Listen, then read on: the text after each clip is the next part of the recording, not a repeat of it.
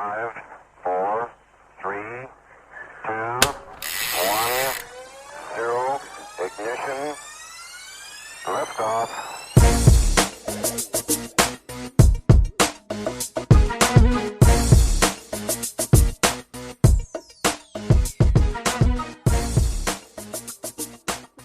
Hello, everybody, and welcome back to Off the Front Podcast.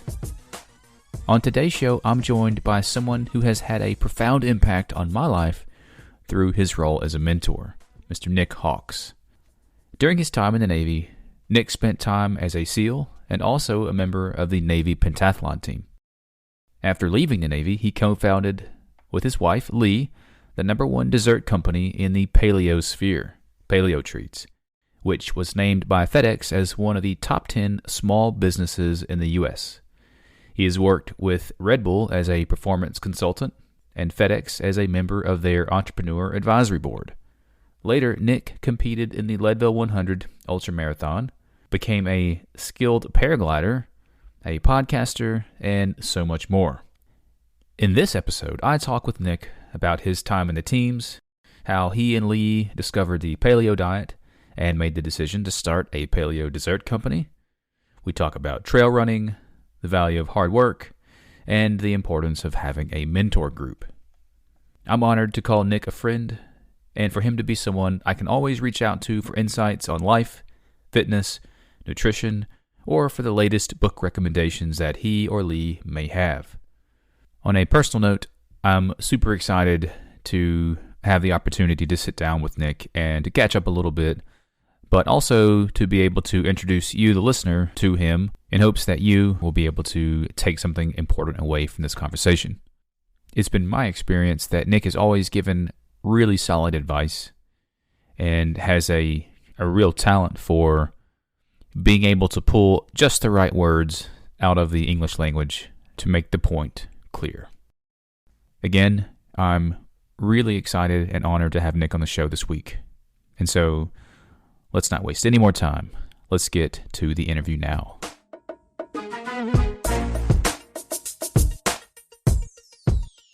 Nik Hawks, welcome to the show. I appreciate you coming on. So, Nik, you're a lifelong athlete, an entrepreneur, a podcaster, a writer, and also a veteran, having served in the Navy as a member of the Navy pentathlon team, and then later as a Navy SEAL. I've known you since 2008, where I was first introduced to you as instructor. Was it 08, huh? It was. Yep. You were Instructor Hawks at the time. And at that time, you were working at the Special Warfare Center as a buzz instructor, and you were always either dropping me on a soft sand run or dropping me for push-ups. So it was one of the two. It's kind of how you got to do it with guys. You got to make them hard. Like, people don't come to buds for it to be easy. No, definitely not. And you never made the soft sand runs easy, so I appreciate that. Yeah.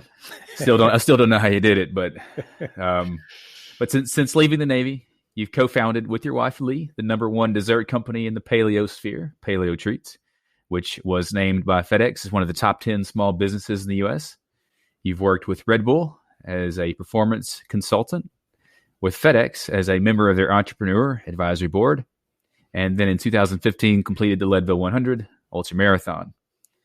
Since then, you've taken up paragliding, where you've learned a lot about yourself, I'm sure, and maybe a thing or two about pushing the limits. Yeah, for sure. And Nik, I'm honored to call you a friend, and that you're someone I can always reach out to for insights on life, fitness, nutrition, and also for the latest book recommendations that you or Lee might have. Right on. So welcome to the show, man. Thanks for having me on. I'm excited to have a conversation and share some tips and maybe make it life a little bit better for someone listening to it. So I hope so. Cool. Yeah, I hope so. So you've described yourself in the past as a normal guy trying to do difficult things. And so I was wanting to know, tell us about young Nik Hawks. Was this always the case with you? Have you always tried to find new challenges even as a kid? Or is that something that you discovered about yourself later? I'd say it was something that was always within me, and that I was able to kind of refine through the choices that I made, and to continue to explore the enjoyment that gave me to find challenging things. And I got kind of lucky early and had some early successes just getting through a couple hard things and seeing like, okay, if you do something hard and you get through it, it feels really good. And yeah, so I just kind of kept on going with that and decided to incorporate that into the warp and weave of my life. Yeah. Did you play, did you have an athletic background in high school? Did you play sports in high school or swim or run? Yeah, I grew up swimming, running cross country, wrestling, played a little bit of lacrosse. Okay. So yeah. I got you. Did the sports provide the challenges at the time, or were you still looking for, these mental and physical hardships to overcome at that early age? That was just kind of what you did, like what I did as a kid. It wasn't like I was making these, big life decisions. I think it was just expected. My mom had played on England's national team as the equivalent of a high schooler.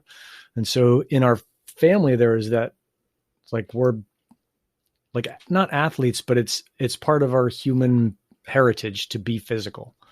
Okay. And so that was expected in our family, that you did something physical. It was expected that you did something intellectual. Mom was a researcher. Dad taught anatomy, went on to be a dentist.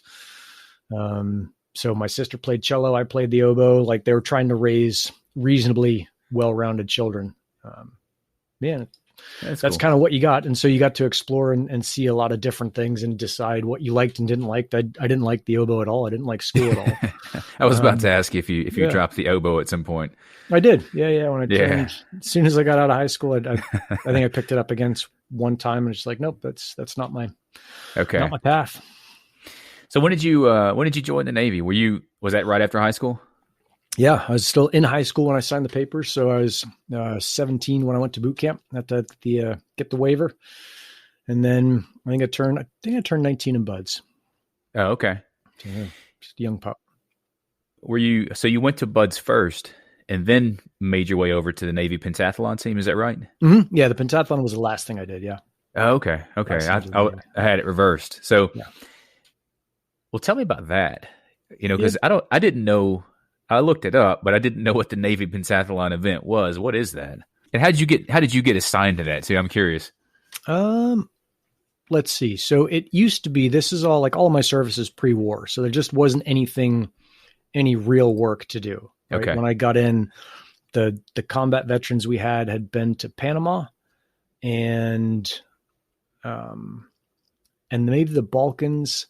And that was about it. There was a giant gap, because all the Vietnam era guys were pretty much gone, or if they're still there, they're kind of old and hobbling around the team. Mm-hmm. So you'd see them, but maybe I think Mogadishu had a couple dudes who were over there, but there was just no real combat history in the teams, and nothing happening. And so at that time, it was all hijinks. It was just jumping out of planes and shooting guns and doing the things young guys do, blowing stuff up and kind of getting in and out of trouble. And so there was a constant kind of quest for what else was out there. And one of the things that was considered a pretty good deal at the time, depending on whether you got it or not, if you didn't get it, it was considered that you were just like a weak piece of shit turning your back on the teams. But if you did get it, you knew it was a good deal. And that was going over to it was called CISM, although CISM is French for the International Military Sports Council, and Navy pentathlon was just a part of CISM. So there's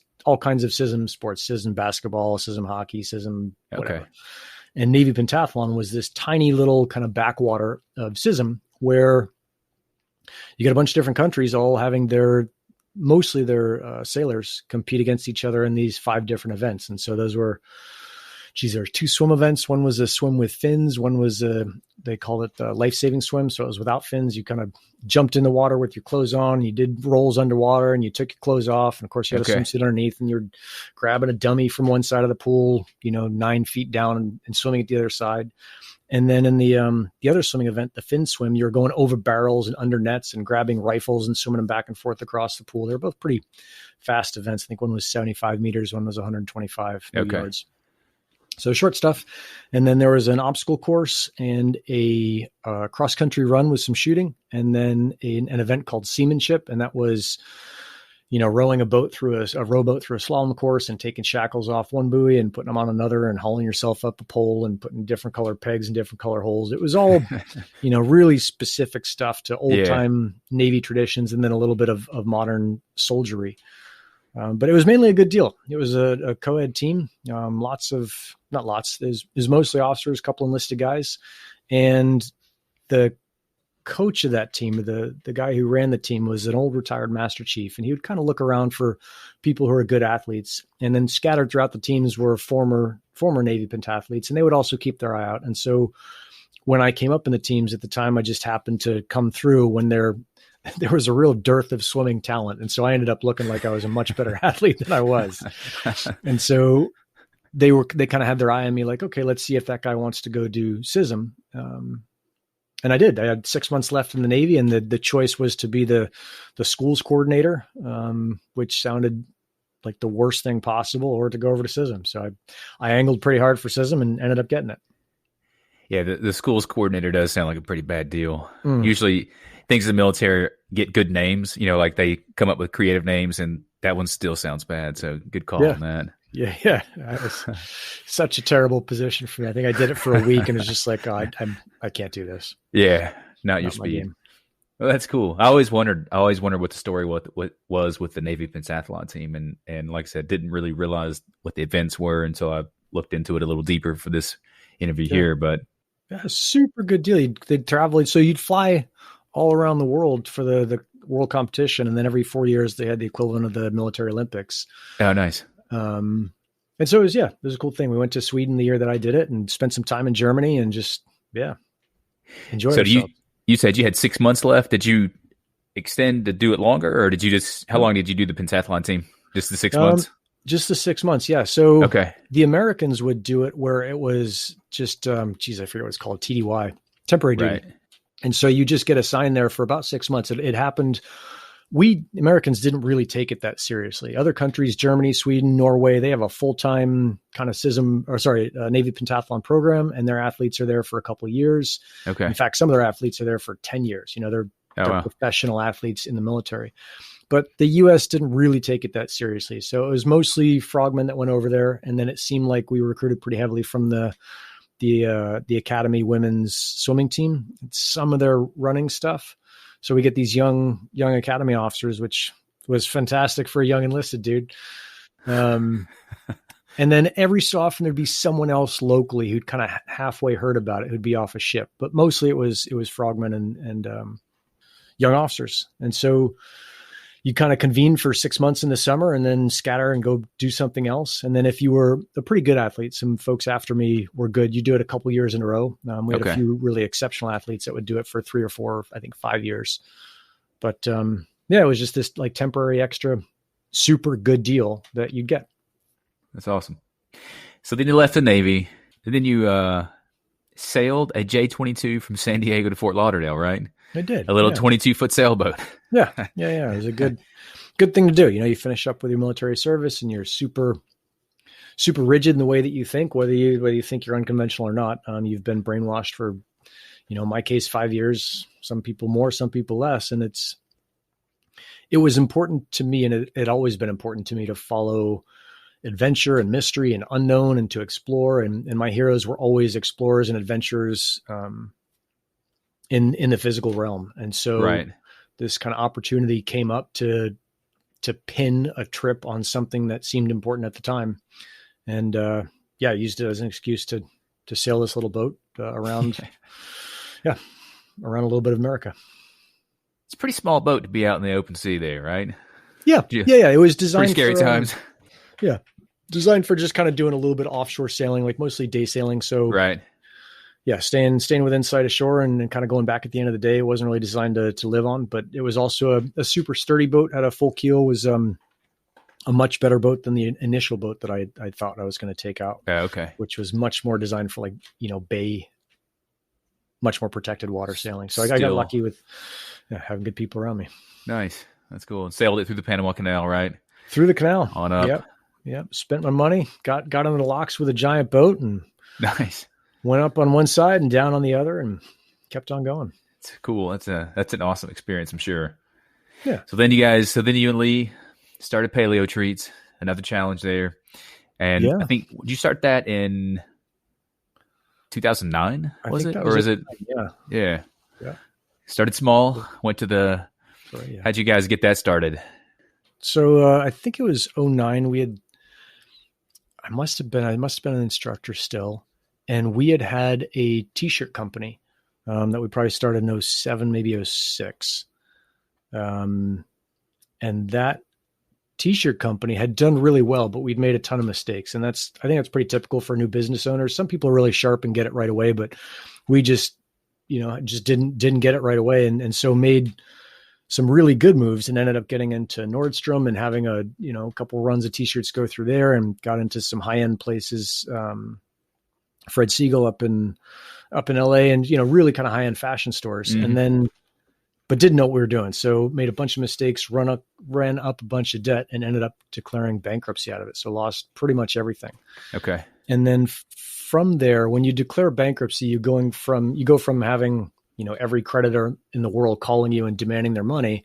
And then once you make the declaration, they can't contact you. And you basically said, like, hey, I quit. I can't do it. It's never going to happen. Right. And so in our case, there's a couple different forms of bankruptcy. We chose a form where you get to keep your house, but you also are on the hook for some percentage of the debt that you have. And so you pay that off over the course of the next 5 or 7 years, which we did.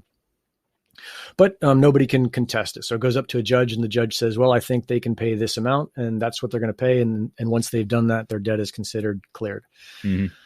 So that's what we did. And that was, once that happened, it was this giant relief, because we just didn't see any way out. We'd made too many mistakes to dig ourselves out of that one. Mm-hmm. But within 2 weeks, it was super boring, right? I was in a W-2 job. I was working for the Navy as a civilian instructor. So steady paycheck coming in. And we thought that was what we wanted, but it turned out that's not how Lee and I kind of thrive the best. So right. We started one company that's an ATM business. So we started putting ATMs into the local farmers market. And it was funny how that worked, is that we were going to the farmers market to basically get rid of the rest of our business, all the leftover t-shirts and stuff. We're like, oh, we'll sell these at the market and just recoup whatever the last couple $100. And as you're going there, everybody comes up and they all want to know at the time if you took cash or if you took card. And a lot of people didn't take cards. So, you have to send them down to the 7-Eleven on the corner. And so we just saw this opportunity for ATM and put that in. And then that was a profitable business, super transparent, super straightforward. You put your money in the machine, people take it out, they pay to play. And that was it.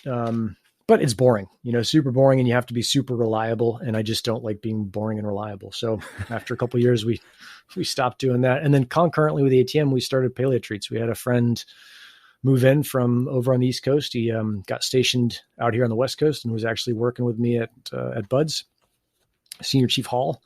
I don't know if you ran into him. I think I did. Yeah. Yes. I remember the name, actually. Yeah. He's down in Brown Shirt Land. So he was, he moved in with us, and had meant to stay for just a week or two while he got ready to move in a new house. And we talked him out of moving into that house and said, just stay with us as long as you want until you find a better place. Cause we didn't think the place he was moving into was any good. And he did, but he was super into paleo, and he's a really intense guy. Okay. And so we finally, you've sat down with paleo people before, and they look at your meal like, oh, that's not paleo, and that's going to tear your guts up, and and you're finally just like, all right, Dave, whatever you want to eat, we're going to eat it. Just tell us what you want. We'll go with it. And then we found the stuff that most people find with paleo. You feel better, you're eating cleaner, burning cleaner, sleep better, all the usual stuff, and stuck with it. And then a couple weeks into that, you're like, oh, what's for dessert? And the answer at the time in 2009 was fruit is for dessert.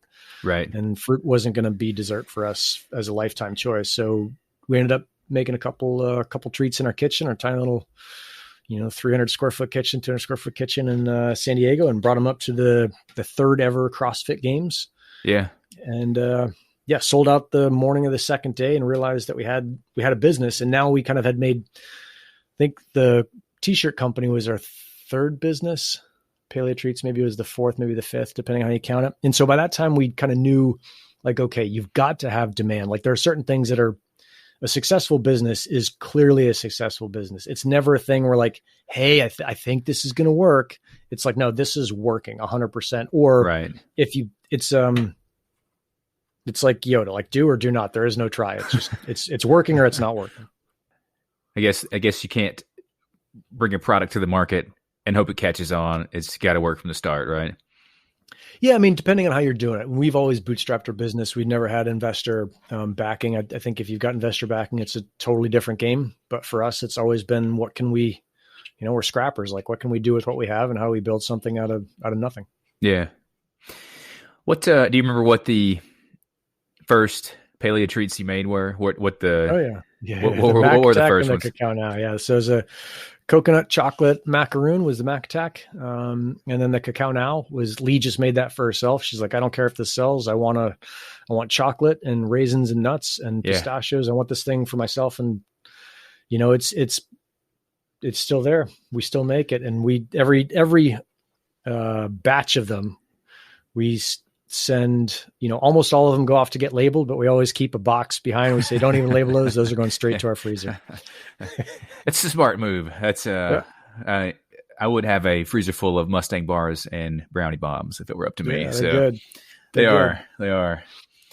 Well, that's awesome. So then you went, and I mean, after or while Paleo Treats is going, then you get into trail running. I'm sure you were into trail running already, but then you set your sights on the Leadville 100, right? Yeah, it's 2013 was the first time I attempted it. Mm-hmm. So yeah, we're definitely running Paleo Treats then. I think I quit the Navy. I quit that in September of 11. Okay. I stopped doing that. And then went off and did the anti-piracy ships for a while, did that contracting. Okay. And kind of restocked the coffers. And then, I needed something to do.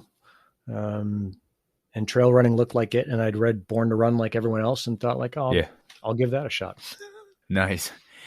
So I was curious when I was doing a little thinking before we started, how did the paleo diet work with ultra endurance marathon running? Because I mean, I guess maybe paleo works for that. In the cycling world, it's all about carbs with the high intensity stuff. But did the ultra distance work well with paleo? I think you just have to plus up on the carbs, and you've got to so the first year, it took me 3 years to finish it. The first 2 years I didn't finish it. So the first year, I think I just said, I'll eat pretty strict paleo at home. And then I didn't really pay attention to almost anything. I was just CrossFitting a couple times a week. I think I was running 10 miles a week or less. Okay. And that's not a great way to prepare for a 100-mile race. So I got to mile 74 or something. I was just like, I wasn't going to make the time. I was like, I'm done. So I jumped in the truck, and that was my first big experience with quitting something in years. And so I think that hurt or affected me a lot more than almost anything else. Was just like, wow, I was pretty sure I was indestructible and I was going to win everything I ever entered up until that point. And that was a big slap in the face. Like, no, you're not anywhere near as good as you thought you were. And maybe you're going to have to work to achieve something. Cause I'd always been just a gifted natural athlete and kind of coasted along on that. So the first year didn't do any really dietary pushes. The second year I was like, I'm going to eat strict paleo. I'm going to do super clean. Still didn't train super hard. Probably was running 20 miles a week and ran out of gas on that one. And I also didn't practice eating, which is a funny thing to think about. But for the longer events, you have to be able to eat on the run. And I just figured that since I'd done it, 15, 20 years ago in Buds, I could do it again. But it turns out you have to practice for that as well.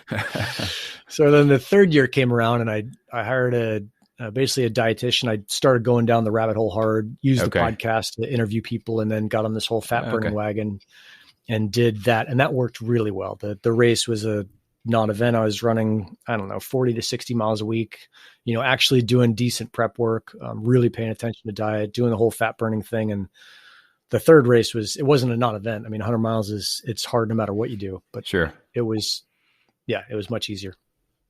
Well, I mean, having prepared properly for the third one, it's not going to be the nightmare that the first one was, I guess. I remember following you on that 2013 attempt, and I guess it was maybe through Facebook.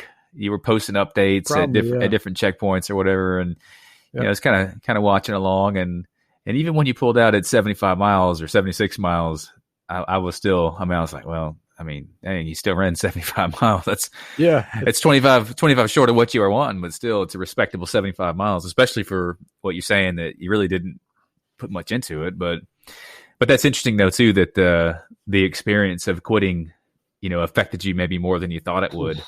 And I'm sure that had you still been in the teams that maybe you would have heard about that from some team guys or something like that. Maybe you did anyway. I don't know. Yeah, no one ever said anything about it. No. I think it's one of those things. Let's see. There is this like simultaneous kind of blow to my ego, and also this confidence where I'd gone out and faced something worthy and real and challenging, and I hadn't made it. And it was I don't want to say it was an honorable fail, but it was just like, you couldn't argue with it. It wasn't like I'd done it and someone hadn't noticed. It was, I'd measured up to this thing, or I'd measured myself against this thing, and I hadn't measured up. And so I have never met anyone whose opinion I value, who gives you a hard time for not measuring up, for not trying to measure up to something like that. No, I'm sure. Well, and that's the thing is it's still 75-mile run. I mean, so it's nothing to sneeze at. Yeah. So, yeah. Well, I've never met anyone who's like, man, you just really didn't do it. Just really didn't put it together in that first What 2 happened? years. What happened to you, Nick? Jeez. Yeah. Nah. Well, I won't be the one either. So I'm not going down that road either. So, thank you. Having been dropped multiple times on runs by you, I'm not the one to criticize it. And so I am not a runner. So that's 75 miles more than I ran last year. Yeah. But not for everybody. No, definitely not. Well, that's cool though. And that's, I mean, did you get so I had this experience when I started cycling and I've told this on the podcast already, and it was kind of a defining moment for me.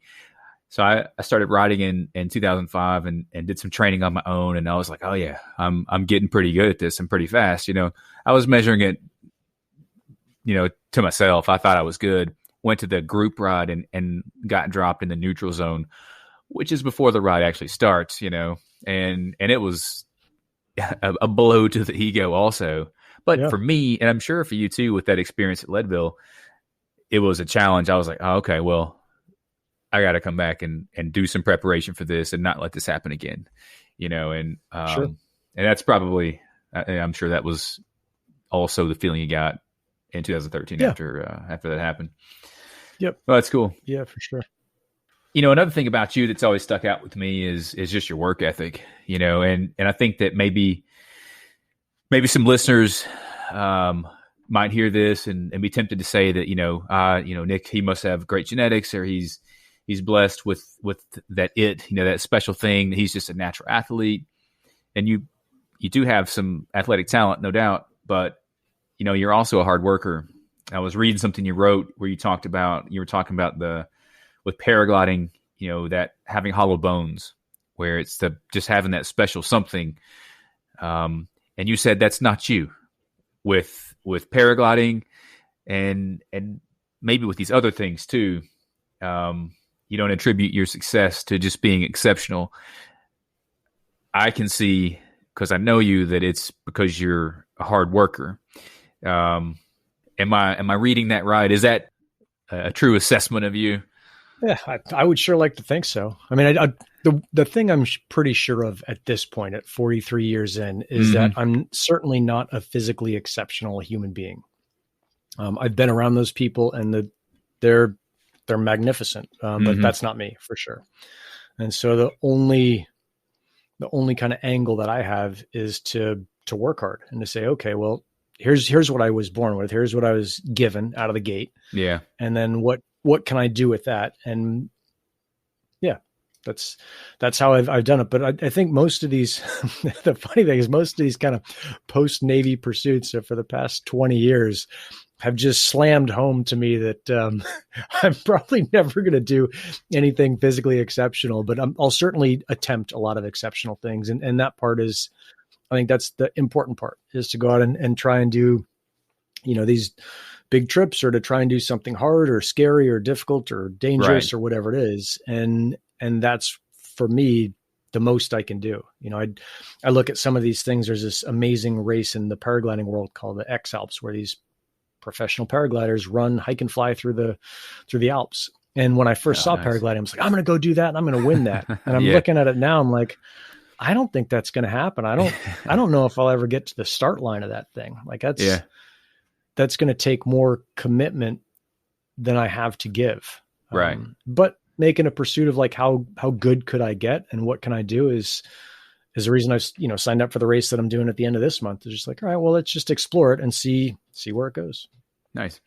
I was thinking about the email thread from earlier this year that we had with some of your friends that were all exceptional athletes, climbers, cyclists, I guess some other disciplines also in there. There's some studs in that group for sure. Yeah. Yeah. Well, and it seemed to me, the main theme that came out of that is continually finding new challenges.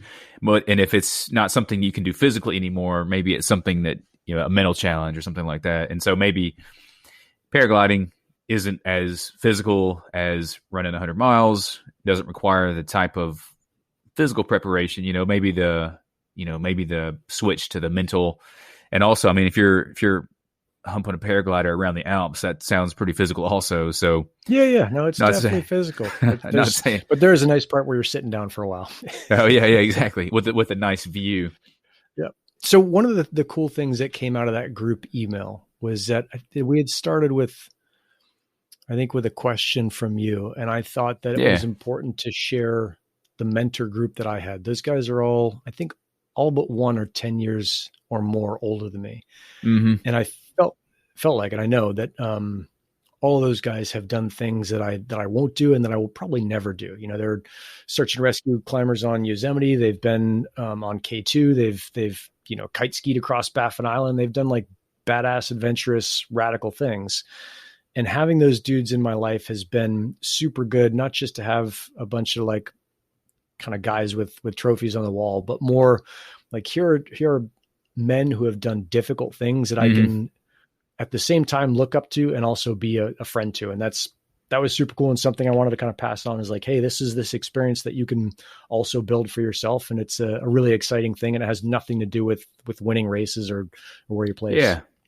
Well, I've obviously keep the email thread and I read it fairly often. I go back and read it. There's a lot of really valuable insights and opinions that were shared during that. And I felt privileged to be a part of that. Actually, I think I can't remember who it was that said they felt honored to be included in that email of athletes. And I was like, no, you don't get it. Like I'm the one here that like, I don't belong in this email thread, but I'm going to read it though. And so, but that was kind of when I reached out then, I was trying to decide what to do. And I've kind of taken a new approach to cycling, trying to find a more creative way of doing it, a more rewarding way of doing it, and starting a podcast and talking to some cyclists, talking to some endurance athletes and people who I care about and trying to pass on some of that knowledge that I've learned over the years being average on the bike, so, so I really appreciate you including me in that email thread. That was awesome. When do you decide it's time to find something new? And I guess that's kind of what I was going with earlier. I was trying to find out, like, do I quit cycling? It's been so much part of my life for so long. And do I quit doing this? I feel like there's still room to grow, things to achieve. When do you decide I've reached my maximum potential in this, time to find a new challenge? Is that something you think about, or is that just kind of a natural evolution? I think it's a natural progression. It's it reminds me a lot of I recently put down my first dog, and she's 14 and a half when we put her down, and she's my little girl. And in the 6 months coming up to that, it was clear to me that she was getting ready to go. Mm-hmm. And I'd always kind of hoped that she'd just die in her sleep so I didn't have to make that decision. Yeah. But we have a couple friends who are super experienced with dogs. One of them runs a dog rescue. One of them has owned maybe hundreds of dogs. And I talked to both of them, and both of them said, look, dude, when it's time, it will be super clear to you. There won't be any doubt at all. Mm-hmm. And that's when you do it. And I think it's the same. And that turned out to be true in a way that I don't think you can pass on to anyone other than to tell them, like, hey, when it's When it's time, you'll know. There's not like Right. a signal to look for. It's not like, oh, when their left ear droops a quarter, or they miss their seventh step. Like it's no, your dog, yourself.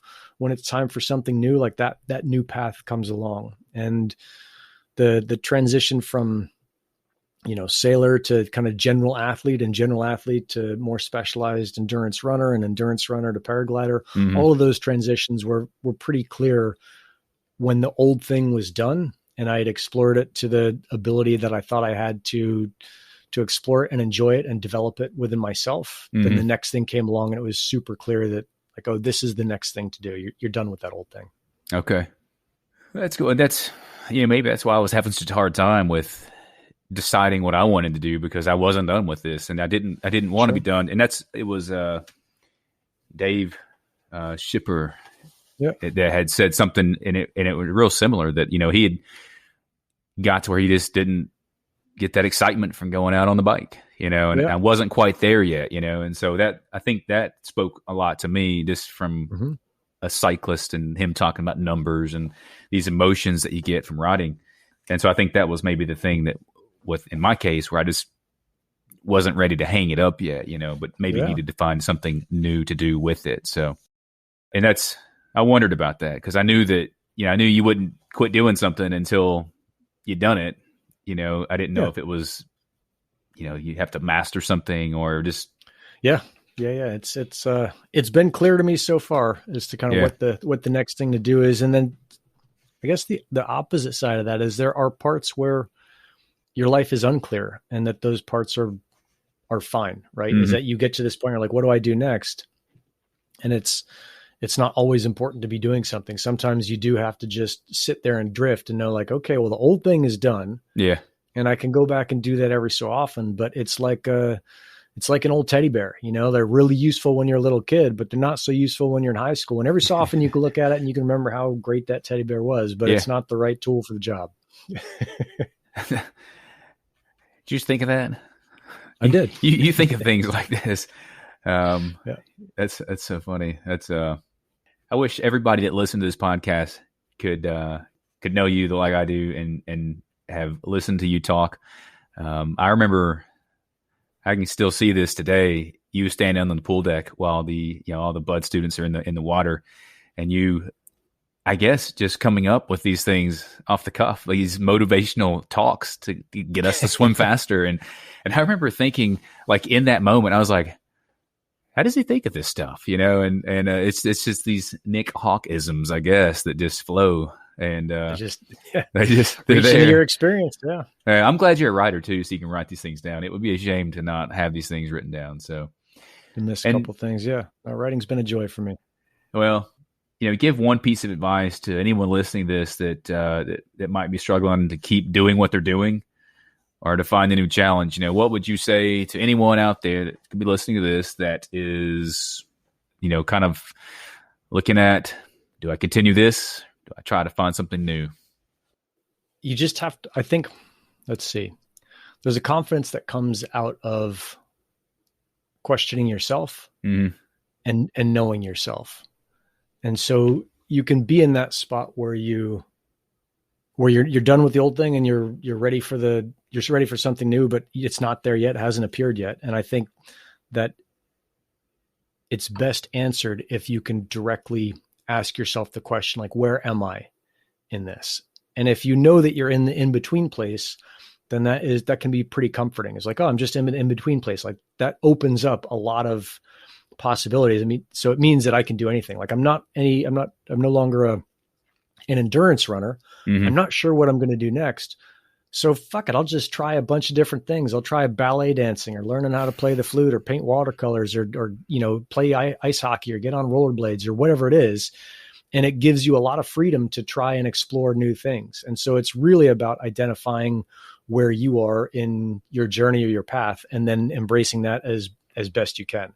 And that will be the clearest and, in my experience, the most enjoyable way to find that new thing. Nice.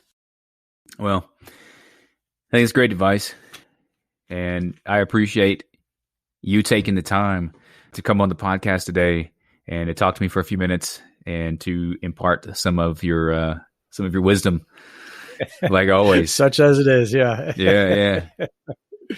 Nick, really appreciate it. And thanks again. Okay. Ripping. Thanks for having me on.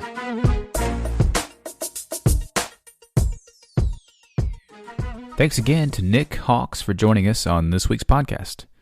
If you'd like to follow up with Nick and see what they've got going on at Paleo Treats, you can visit their site at www.paleotreats.com. I can personally give my recommendation and endorsement to Paleo Treats, the Mustang Bar, the Brownie Bomb, and the Rocket in particular, as my wife and I have been satisfied customers since 2012. If you're lucky enough to be in the San Diego area, drop by their shop at 3275 Adams Avenue and say hey. You will not find better people. To make it easy, I will post the links in the show description. Lastly, I know it's been a while since our last episode of Off the Front podcast. Teaching has kept me pretty occupied lately, but I do have a few interesting guests lined up, so be sure to subscribe if you haven't already, and to keep an eye out for new episodes. If you will, leave a review or a rating, as those help others find the show too. So, as always, until next time, stay fast, stay strong, and we'll talk soon.